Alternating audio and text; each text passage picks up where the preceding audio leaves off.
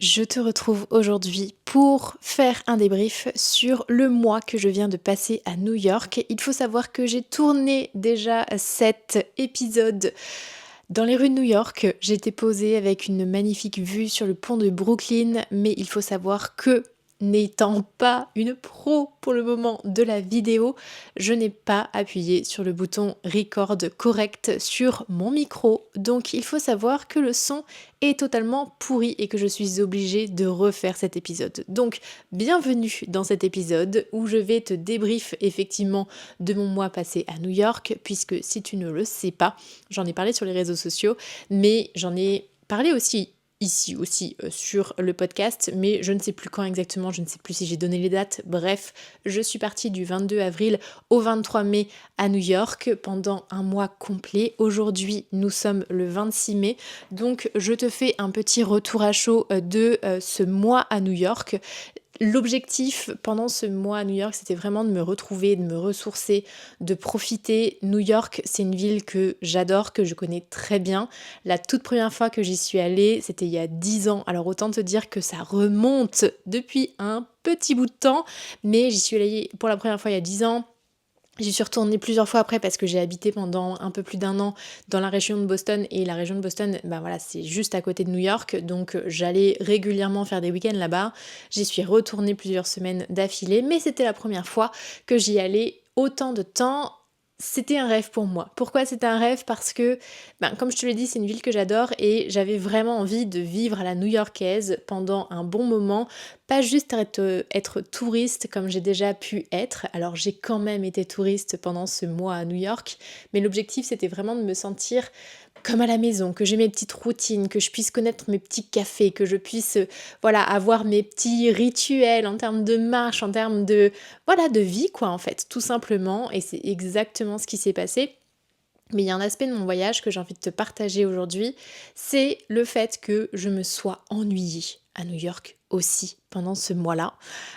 Et c'est pas un putaclic, c'est vraiment pas un putaclic, c'est vraiment j'ai eu des phases d'ennui et où je me suis posé la question de mince, mais qu'est-ce que je fais ici en fait? Est-ce que c'était la bonne chose à faire? Est-ce que c'était ce dont tu avais vraiment besoin? Qu'est-ce que tu vas faire aujourd'hui? Bref, c'est vraiment des questions que je me suis posées et j'ai eu envie de te le partager parce que, au bout du bout, je me suis rendu compte que c'était quelque chose qui était très bénéfique et que finalement, j'avais pas envie de vivre, mais que j'ai vécu et qui a été hyper important dans comment je me sens aujourd'hui, ce que ce voyage m'a apporté, et je pense qu'on prend pas assez le temps en fait de sortir de sa zone de confort, mais dans cet aspect-là. Parce qu'on parle souvent de sortir de sa zone de confort sur le fait de passer à l'action, de faire des choses qu'on n'a encore jamais fait pour pouvoir justement se dire je suis capable, progresser, avancer, découvrir, apprendre, tout ça c'est hyper important. Et moi aujourd'hui, pendant ce voyage, j'ai découvert à travers l'ennui. Et l'ennui parce que je ne faisais rien de spécial, parce que justement je ne passais pas à l'action spécifiquement sur quelque chose où je n'avais pas l'habitude. Et en fait, je me suis rendu compte que rien faire et s'ennuyer, c'était une immense zone de sortie de confort aussi, puisque j'ai pas l'habitude. Parce que moi, si tu me connais depuis un petit bout de temps, je suis quelqu'un qui adore l'action. Je sais que c'est quelque chose qui me stimule énormément, que c'est quelque chose qui me permet de grandir, qui me permet d'avancer et qui me permet d'avoir des résultats, si je parle un petit peu plus business. Et je dirais que depuis 1 an et demi, je suis en train de découvrir une autre facette de moi qui est quelqu'un qui a besoin de plus de lenteur, de plus de douceur aussi, qui prend un peu plus soin de sa spiritualité, qui a envie de découvrir son côté yin. On parle souvent de côté yang, de côté yin. Si t'as jamais entendu ça, pour te faire un brief très rapide, c'est le yang, c'est le masculin, l'action, le côté tout feu, tout flamme, alors que le côté yin, on est beaucoup plus sur de la lenteur, de la douceur, quelque chose qui est dite énergie féminine, et donc qui est beaucoup plus lent, qui est beaucoup plus dans l'écoute de soi, le ralentissement, etc. etc. J'ai été yang pendant des années. Depuis 1 an et demi, je découvre mon côté yin, j'essaye de l'écouter, de l'accepter, parce que c'est quelque chose qui est hyper différent pour moi et que j'ai du mal encore à accepter. Et en fait, ce moment d'ennui à New York, ça a fait partie de ce côté yin, selon moi. Et quand je dis je me suis ennuyée à New York, c'est que c'est une ville que je connais très bien. Je J'ai réussi à découvrir encore de nouvelles choses pendant ce voyage-là, mais globalement, c'est une ville dans laquelle je me sens bien, je suis comme chez moi, je connais très bien les quartiers, je sais m'orienter très facilement, connais mes spots favoris, etc., etc. Et en fait, les premiers jours où je suis arrivée là-bas, j'ai commencé par refaire directement plein de spots que j'adore. Et au bout de 2-3 jours où j'ai eu le temps de faire tous ces spots-là, je me suis dit, ok, mais maintenant je fais quoi? Il reste encore tellement de temps jusqu'à ce que je reparte. Qu'est-ce que je vais faire? J'ai l'impression que j'ai plus rien à découvrir, j'ai l'impression que ça sert à rien de courir tous les jours et de refaire la même chose exactement tous les jours. Je vais finir par me lasser de ce que je vois.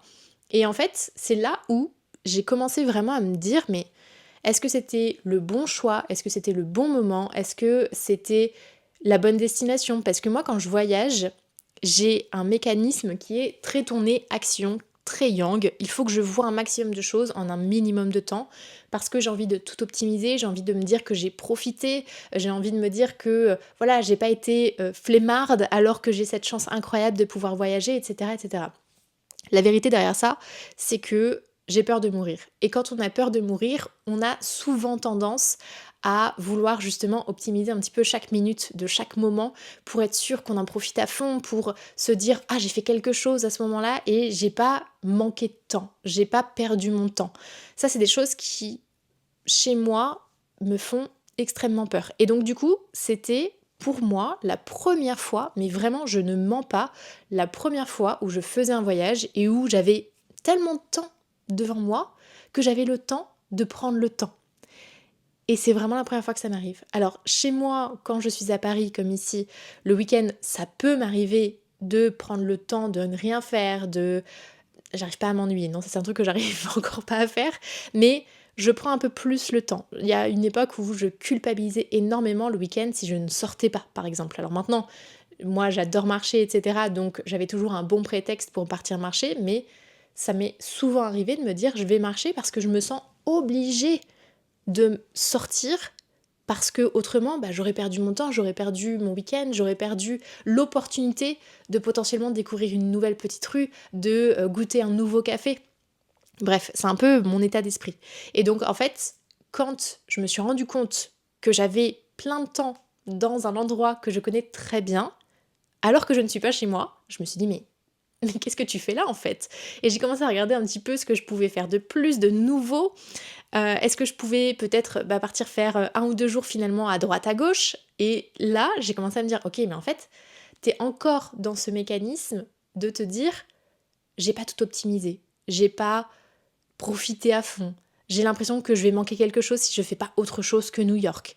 Et c'est là où je me suis dit, ok, Julie, t'es pas là pour ça, t'es là pour vivre à la new-yorkaise, t'es là pour t'imprégner, te créer une vie à des milliers de kilomètres de ce que tu connais déjà. Et c'est là où je me suis dit, mais en fait, quand tu habites dans une ville, il y a des moments où tu t'ennuies, il y a des moments où tu ne fais rien, il y a des moments où tu restes chez toi, il y a des moments où tu prends le temps et où c'est ok, t'as pas besoin de tout optimiser, t'as pas besoin d'aller découvrir toutes les rues qu'il y a autour de chez toi ou qu'il y a à l'autre bout du quartier. Non, t'as pas besoin de tout ça. Et donc c'est à partir de ce moment-là où j'ai commencé à profiter vraiment différemment de mon voyage. J'ai commencé à me poser dans un parc, à lire, à juste rien faire, à regarder les gens passer, à regarder la vie autour de moi. J'ai écouté un livre audio, j'ai lu énormément. Et souvent, en fait, je passais plusieurs heures au même endroit parce que voilà, je m'étais pris un petit iced latte, j'avais pris mon petit déjeuner avec moi aussi, donc souvent c'était bagel cream cheese pour ceux que ça intéresse. Et en fait, je me suis juste posée, j'ai juste profité et j'ai passé des heures à chaque fois à un endroit, trouver un petit banc, un petit endroit, un petit coin d'herbe où je pouvais me poser et où je pouvais juste profiter. Et finalement, ça a apporté une autre dimension à mon voyage, mais ça m'a apporté aussi des nouvelles perspectives. Parce que justement, dans une vie que j'ai vécue jusqu'ici à 1000 à l'heure, à me dire qu'il faut que j'optimise tout, qu'il faut que ce soit utile, qu'il faut que je puisse tirer quelque chose de ce que je suis en train de faire et pas juste profiter, je suis passée à ok, t'as le temps, tu peux te promener tranquillement. Et finalement, je me suis rendu compte que je marchais plus lentement, que je flânais beaucoup plus, que je me perdais dans mes pensées. Donc je faisais de la méditation active pendant que j'étais en train de marcher. Et ça m'a fait un bien fou. J'avais pas anticipé cet impact-là pour ce voyage-là. Et finalement, ça m'a fait du bien. Pour autant, est-ce que ça a été une perte de temps? Non, parce que j'ai cherché justement quand même tous les jours à apporter cette petite touche de piment qui est quand même importante pour moi. Et donc chaque jour, j'ai réussi chaque jour à faire quelque chose de nouveau. J'ai fait quelque chose de nouveau, ça n'avait pas besoin d'être énorme, ça pouvait être juste découvrir justement un petit bout d'un quartier qui m'intéresse plus qu'un autre. C'est aller voir une expo qui à première vue ne m'aurait pas intéressée et qui finalement est venue me captiver. Ça a été de découvrir une nouvelle petite ville à côté de New York sur laquelle j'ai fait un aller-retour sur une journée, un dimanche par exemple. C'était de découvrir un nouvel endroit, faire un nouveau cours de sport dans un endroit que je connais pas, sur une discipline que je ne connais pas. Ça n'a pas été énorme, mais ça a été la petite chose qui faisait quand même que je profitais comme j'ai l'habitude de le faire, mais entre chaque découverte, je prenais aussi le temps juste d'être là, d'être présente. Et c'est là où j'ai ressenti aussi cette capacité que j'avais à être plus dans l'instant présent. Ça a été un peu forcé, on va dire, au début. Et puis après, en fait, c'est venu très naturellement. J'avais envie d'aller me poser dans un parc, j'avais envie juste de flâner, j'avais envie de rien faire. Et j'ai réussi à m'ennuyer. Et je trouve ça fou de se dire que c'est une réussite et que je suis fière aujourd'hui d'avoir réussi à m'ennuyer. Je trouve ça totalement dingue de le dire à voix haute, mais c'est exactement ça. Et c'est comme ça que je me dis que j'ai vraiment profité de ce voyage-là parce que j'avais envie de vivre à la new-yorkaise. Et même si New York, oui, c'est une ville qui ne dort jamais, comme le dit l'adage, il y a quand même des moments de ralentissement pour pouvoir mieux accélérer derrière. Et donc c'est vraiment ça que j'ai appris dans ce voyage-là. Et je trouve que c'est hyper intéressant. Et ce qui est en plus hyper intéressant, c'est que le début de mon voyage correspondait avec la fin de mon challenge de préparation mentale dont je t'ai parlé dans un épisode précédent. Et du coup, du 22 avril au 30 avril, j'ai tenu encore ce challenge de 30 jours de préparation mentale.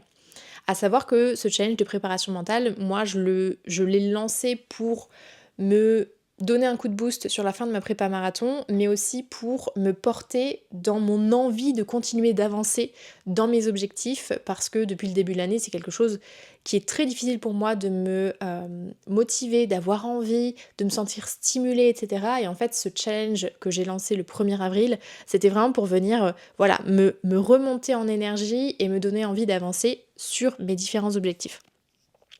Ça a été hyper facile à tenir ce challenge-là sur les premiers jours, tout simplement parce que j'avais mon marathon de Paris le 13 avril, donc du 1er au 13 avril, c'était hyper facile pour moi d'être focus sur cette prépa mentale puisque j'avais un objectif que je vivais pour le marathon et que j'avais une obsession, c'était de le courir et de le réussir et de profiter, etc. Donc le challenge au début a été hyper simple pour moi.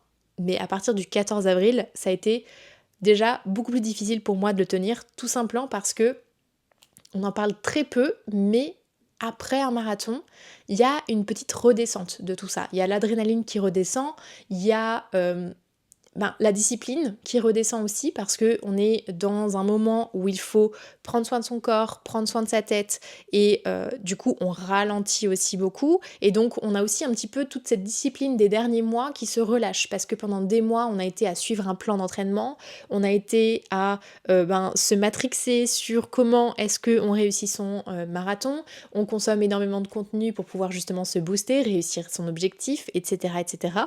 Et ça se passe le 13 avril. Le 14 avril, il n'y a plus rien. Vous avez la médaille au cou, mais pour autant, il n'y a plus rien qui se passe. Vous n'avez plus besoin d'aller courir.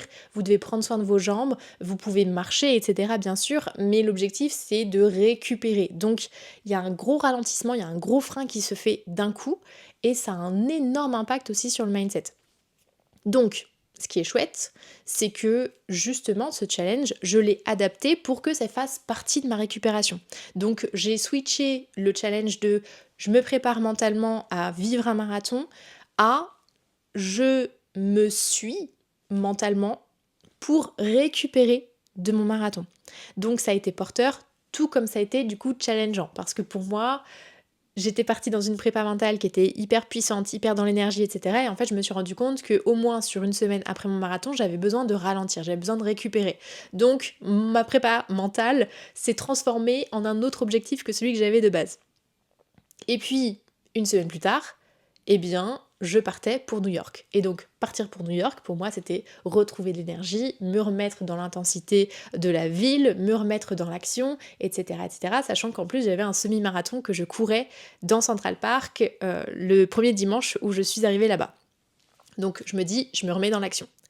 Sauf que je me suis rendu compte que j'avais un besoin immense de prendre des vacances.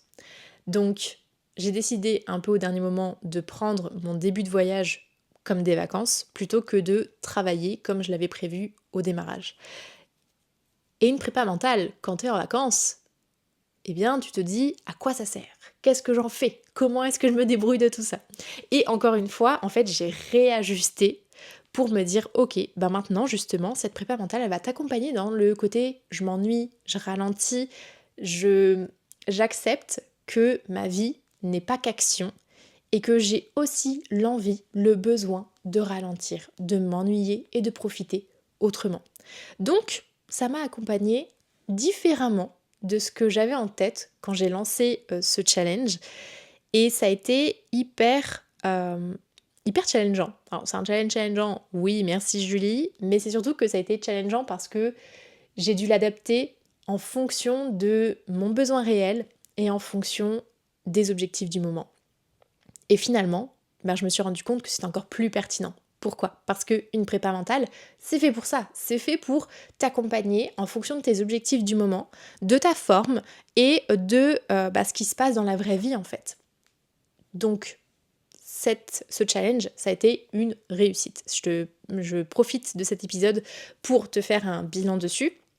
Parce que au bout du bout, si je prends juste une statistique un peu crue comme ça, j'ai réussi à faire 85% des éléments de ma prépa mentale tout au long de la prépa mentale. Donc pour te rappeler ce qu'il y avait, je prends une petite note parce que j'ai une mémoire qui est un peu compliquée, pour te rappeler ce qu'il y avait dans cette prépa mentale, il y avait poser une intention pour la journée, pratiquer des affirmations positives, peu importe le format, visualiser mes objectifs, faire de la respiration / méditation, puisque pour moi les deux sont reliés par rapport à moi, ma pratique. Et dernière chose, le journaling. Donc par rapport à tout ça, donc ces 5 choses que je devais faire tous les jours du 1er avril au 30 avril, j'ai réussi à 85%. Ce qui est plutôt hyper chouette parce que effectivement, il y a eu le marathon, il y a eu le semi-marathon, il y a eu un jour de voyage aussi sur ce mois-là pour pouvoir aller à New York. Il y a eu pas mal de changements en termes d'objectifs, d'appréhension de mes besoins, etc.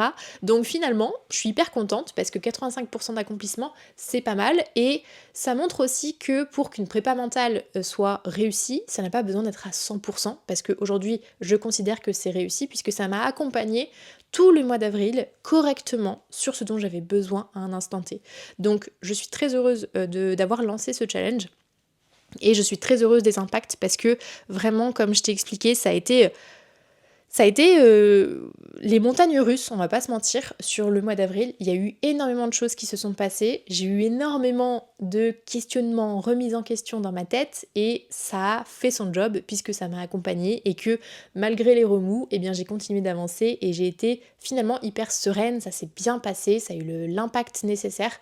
Donc franchement, prépa mentale, elle est nickel, moi ça m'a apporté, c'est vraiment ce que je recherchais à travers ce challenge, même si les objectifs de base n'étaient pas exactement les mêmes. La question c'est maintenant, est-ce que je continue cette prépa mentale pour la suite des événements ? Je vais pas te mentir, depuis le 1er mai et jusqu'à aujourd'hui, donc ça va bientôt faire un mois puisqu'on est le 26, je n'ai pas fait particulièrement cette prépa mentale. Pourquoi? Parce que les 7 premiers jours du mois de mai, j'ai mes copines qui sont venues me rejoindre à New York, donc on était en mode touriste, j'étais en mode je suis avec mes copines à 3000% et c'est ce dont j'en avais besoin, donc c'était parfait.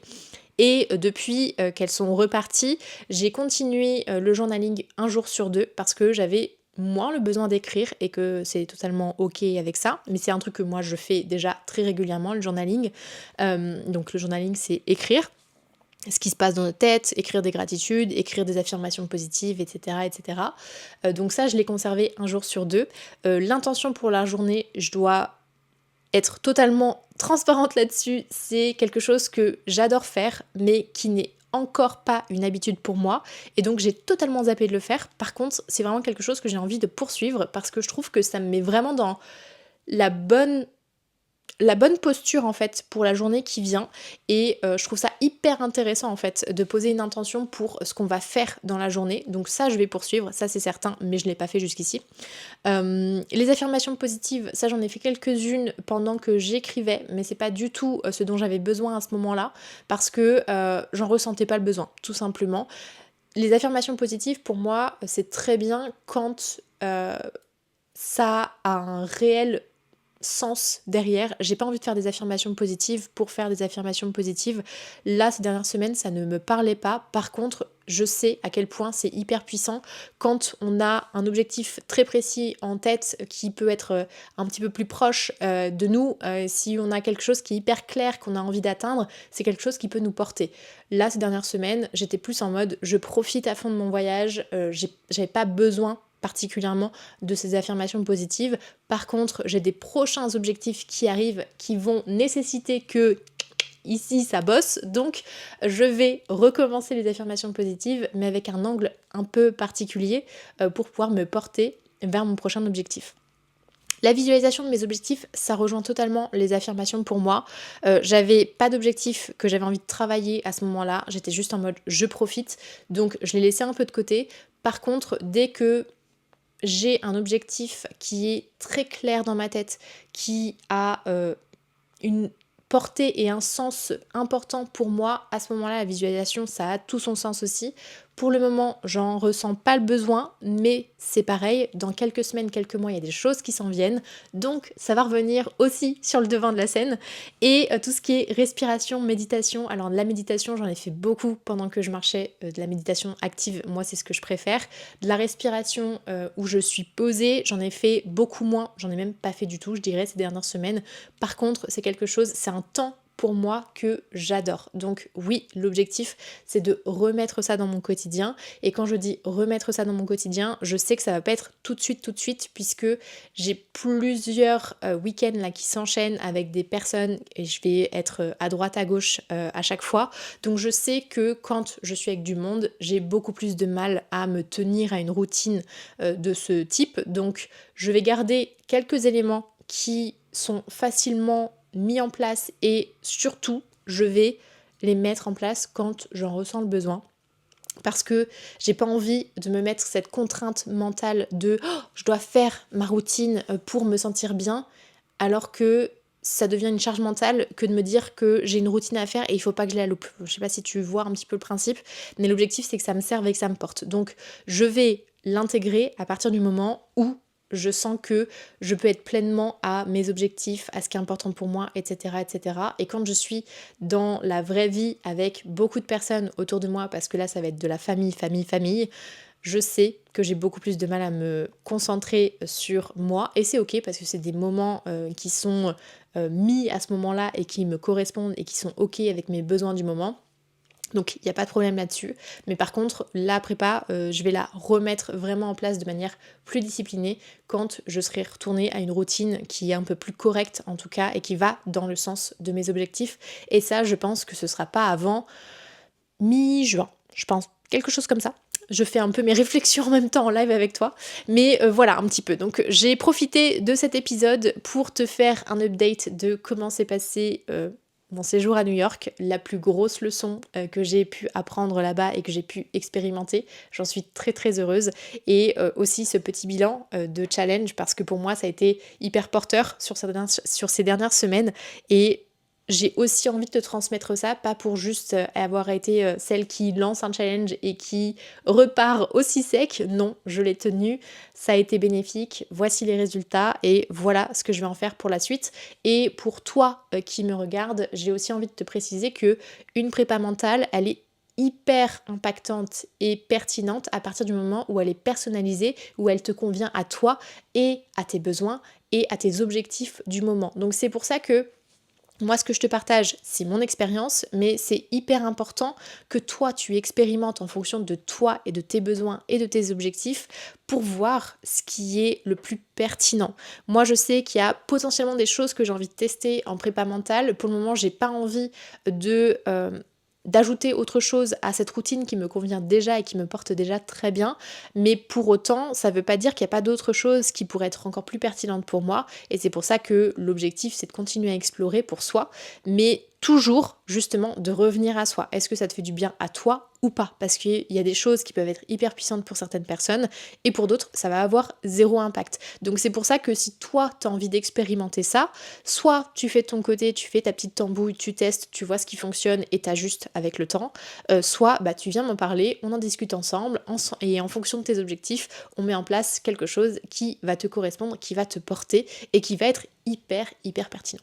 Voilà, j'espère que cet épisode t'aura plu. N'hésite pas à me rejoindre sur Instagram ou sur LinkedIn pour me dire ce que tu as pensé de ce que je viens de te raconter. Si tu m'as regardé sur YouTube, n'hésite pas et pense bien à t'abonner et à mettre un pouce pour pouvoir soutenir la vidéo et que je puisse toucher plus de monde. Et si tu m'écoutes sur les plateformes type Spotify et Apple Podcast, pense à me mettre une note 5 étoiles. Ça m'aide aussi à faire porter mon message, à porter mes apprentissages aussi et à toucher une plus grande audience. Donc merci pour celles et ceux qui prennent le temps de le faire et je te retrouve très vite pour un nouvel épisode. Ciao!